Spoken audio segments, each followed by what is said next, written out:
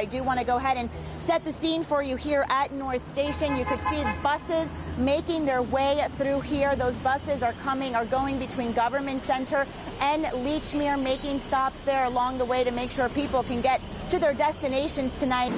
Yeah, Kiki, Justin, firefighters fortunately appear to be making some real progress on this fire now, which is a lot better than it was earlier today. If you look up on the roof there, you can see a lot of thick smoke, but fortunately no flame right now. There have been the occasional hot spots, but firefighters say the strategy now is to stay here for much of the night and just keep putting water on that.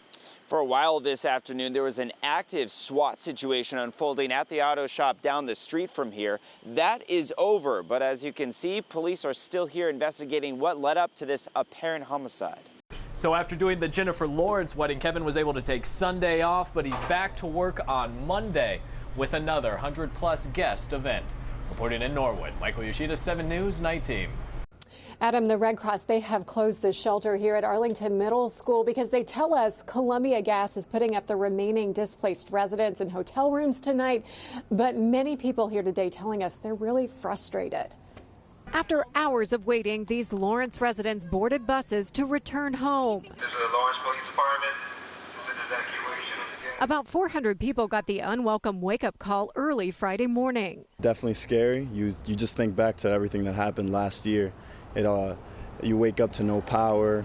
Everything just seems the same. I drive up the street, see police cars, see all the sirens. I was very afraid because of what happened the other time. We went to our uncle's house. After getting orders to evacuate, many others found themselves rushing to a city shelter at Arlington Middle School. When they came and said we had to evacuate because it was another gas leak, I was like, it's starting all over again. I don't even want to stay in Lawrence anymore. I want to get out. I grabbed my pocketbook, a sweater, my kids, and off we went. Some brought their pets, essentials like baby diapers and strollers, uncertain how long they'd be out of their homes. As people streamed into the shelter, local restaurants started delivering food, and charities dropped off toothbrushes and toothpaste. We're one community. This is what neighbors do. We help each other. So about 25 to 30 people are staying in hotel rooms tonight. If anyone still needs a place to stay, they can go to our website. That's WHDH.com. We have more information there. We're live in Lawrence tonight. Kiki Venzel, 7 News, Night Team. Yeah, Kiki, I just got word that the water has been turned on for this block, and it's full of apartments, so really a lot of people affected by this. You can see city crews still behind me doing their work here, patching things up. I'm told a fire hydrant that broke caused all of this mess. Cell phone video shows water gushing down Anderson Street in Beacon Hill after a fire hydrant broke and started dumping gallons of water. There was just a river of water coming down Anderson Street, and it looks like a big section of the sidewalk was taken out by the water. A lot of debris at the bottom on Cambridge Street. The water poured into the apartment building on the corner, flooding the basement and tossing around bricks from the sidewalk.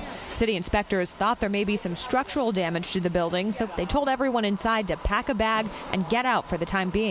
Boston Water and Sewer teams putting everything back together, saying they don't know what caused this. It could be vibrations from local work, but how now would we determine that at this point? The fact that we know is the condition of the pipe itself, the hydrant, is not likely a factor at all. An engineer will inspect the building and make sure it's safe before anyone can go back inside. And again, the water to this block has been turned on, so that's the good news. But the people in the building behind me, they still can't go back in until that engineer checks things out. They're hoping they can get an engineer here before Monday starts and everyone has to go back to work. Live in Beacon Hill, Caitlin McCulley, 7 News. Yeah, Adam, police say at least 3 houses are targeted by these fireworks, and the explosions are quite big, as you're about to see. We were just going to bed. We heard a blast. And another blast. Andy Burns says he could hear the explosion from inside his home. It was loud, very loud. When he went outside to see where the commotion was, he found his mailbox completely mangled. Not much left of it. That's not a firecracker. I just can't believe somebody would do that. They could potentially hurt themselves for that matter, because if you look at the video, they're lighting it up inside. Burns' security camera picked up the whole thing just before midnight on Friday. You can see a car pull up to his driveway, somebody appears to light a fuse, and then moments later the explosions start. And police say this happened all over town. Another mailbox was blown up on Miles Lane, along with a trash bin a few streets over. I don't think they targeted me. I think it was just random. Hopefully it was just random. Because mailboxes are considered federal property, whoever did this could be charged with a federal crime. Burns says he just hopes they get caught before they can do it again. Just as long as somebody doesn't get hurt. Now, Shirley police are still investigating. They say anyone with information should contact the department right away. We're live in Shirley tonight. Justin Bork, 7 News 19. September 1st in Boston. Time to line up the U-Hauls. That is, if you can get one. We couldn't afford a moving van because they're like $600.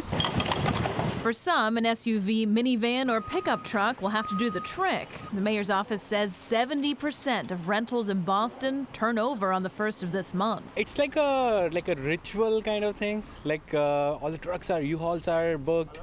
So somehow you need to manage it. A good group of friends will get you far. The mayor's office says once you move into a new place, make sure it meets city standards. Landlords are required to provide clean, sanitary, and safe units, post the owner's contact info, and provide smoke and carbon monoxide detectors. But some are scratching their heads as to why we start September this way every year. Why do they have everything on the same day? It doesn't make any sense. It makes sense why why schools don't all get in and get out at the same time, because I always think airports are going to be so crowded. I guess Boston didn't listen to that.